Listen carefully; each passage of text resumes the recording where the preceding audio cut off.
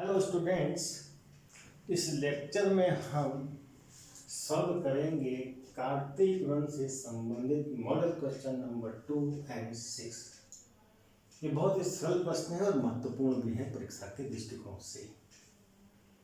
Question number 2 कहता है कि P एक सेट है। क्या है? P एक सेट दिया मुझे ऑफ एलिमेंट ABC। ये P बराबर ABC का सेट और Q बराबर R का सेट। तो P क्रॉस Q, P और Q का कार्तीय गुणन और Q और P का कार्तीय गुणन ज्ञात करना है और बताना है क्या दोनों कार्तीय गुणन समान हैं। तो पहले हम क्या निकालेंगे? P क्रॉस Q, फिर निकालेंगे Q क्रॉस P, फिर देखेंगे दोनों इक्वल हैं या नहीं।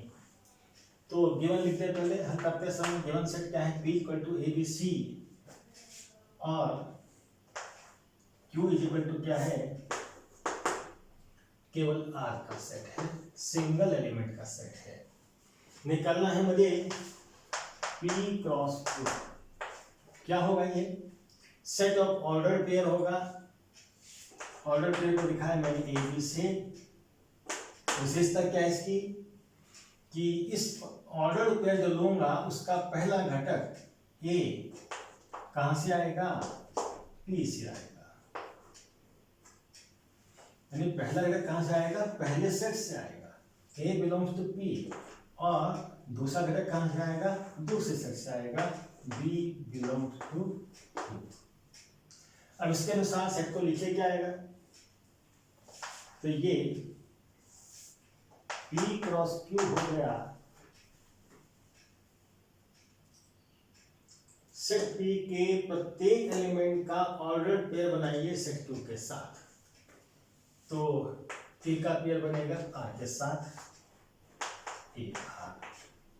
फिर और तो कोई यहाँ ही नहीं जो बनाएंगे। अब दूसरा एलिमेंट दिया हमने, B का पेयर बनेगा इसके एलिमेंट के साथ, एक ही बन सकता है B, R। फिर तीसरा C, R। A B C के पेयर यहाँ पर इनके साथ बनाएंगे। आ गया P क्रॉस Q, परिभाषा में लिखी थी उसके आधार पर हमने बना दिया। अब निकालें इसका उल्टा Q क्रॉस P। क्या निकालेंगे? Q cross P। अब जो सेट आएगा वो क्या बनेगा? Q और P के एलिमेंट अवयवों को लेकर बनाए गए क्रमित युग्मों का समुच्चय। तो इधर से इधर लेंगे हम।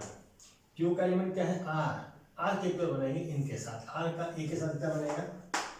RA। R का B के साथ क्या बनेगा? RB।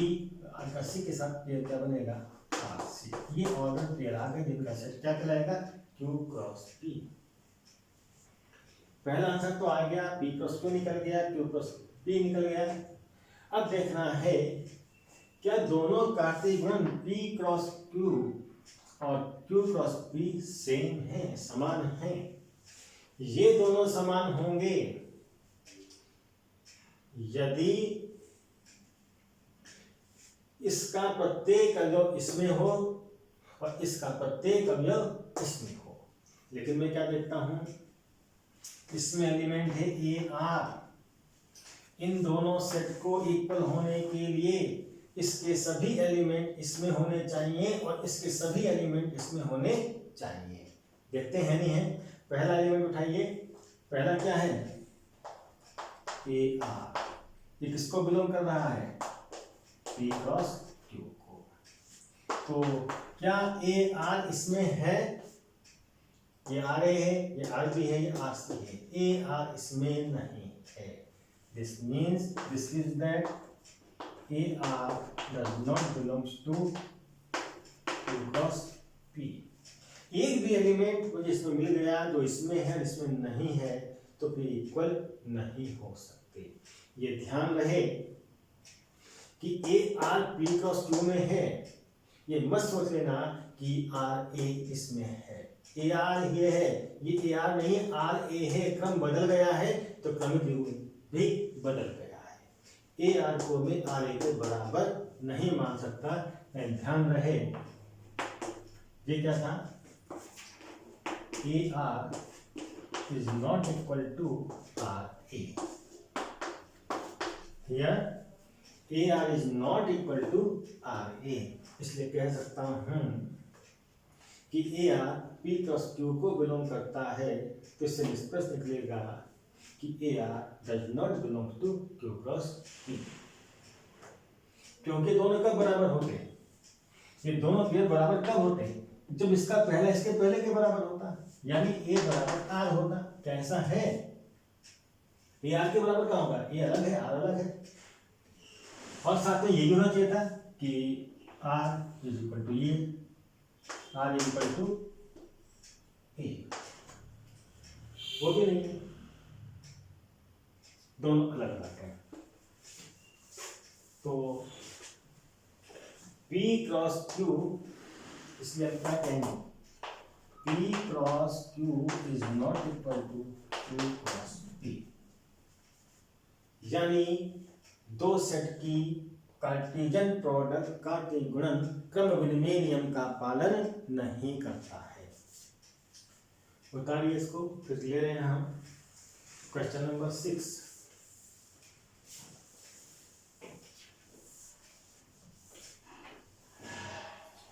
क्वेश्चन नंबर 6 क्या कहता है कि A क्रॉस B दिया है, तो A और B को ज्ञात कीजिए। पहले सवाल में क्या था?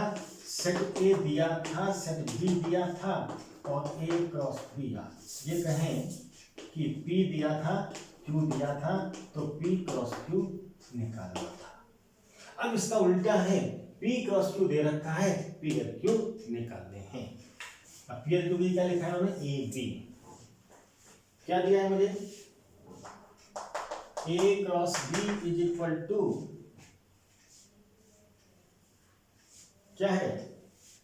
Set of order pair PQ, PR, MQ और MR। मुझे दो सेट A और B की कार्तीय गुणन दी है, set of element PQ, PR, MQ और MR। निकालने क्या है? A और P। I1 सेट A और I1 सेट B। A और B की कार्य प्रोडक्ट दे रखी है, निकालनी नहीं है, दी है, और उनसे जो सेट हैं उनको प्राप्त करना है। अगर मुझे A क्रॉस B दी है तो बता सकते हो कि क्या होगा? A क्रॉस B में पहले वाला सेट है, ये क्या होगा? A क्रॉस B के अवयवों का प्रथम घटक का समुच्चय। A क्रॉस B के अवयवों के प्रथम घटकों का समुच्चय। और B क्या होगा? A क्रॉस B के B क्या होगा? A क्रॉस B के अवयवों के द्वितीय घटकों का समुच्चय। अब निकालिए सेट क्या बनेगा? सेट क्या बनेगा? A क्रॉस B के अवयवों के प्रथम घटकों का समुच्चय। A क्रॉस B क्या है? ये है। इसके अवयव कौन से हैं? ये। A क्रॉस B जो सेट है उसके अवयव क्या हैं? PQ, PR, MQ, MR। इन अवयवों के प्रथम घटकों का समुच्चय बनाएगा सेट A। इसका प्रथम घटक क्या होगा? P। इसका प्रथम घटक P ही आया है, लेकिन दोबारा लिखने की आवश्यकता नहीं है। एलिमेंट कभी भी रिपीट करके नहीं लिखा जाता है। मुझे पता है P इसमें आ गया, फिर ये क्या मिला? एक N, और जैसे क्या मिला? M ही मिला है, कोई नया एलिमेंट नहीं मिला है। तो A क्या हो गया? A क्रॉस B के अवयवों के प्रथम घटकों का समुच्चय। A क्रॉस B के अवयव हैं ये, इन क्रमित युग्मों में से पहले एलिमेंट, पहले घटक का समुच्चय। अब बी क्या होगा, ए क्रॉस बी के अवयवों के द्वितीय घटकों का समुच्चय।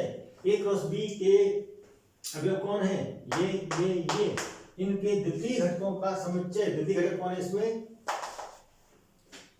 क्या है ये, क्यू, इसका द्वितीय घटक आर, क्यू आर, इसका क्यू है, क्यू आ चुका है, फिर आर आ चुका है।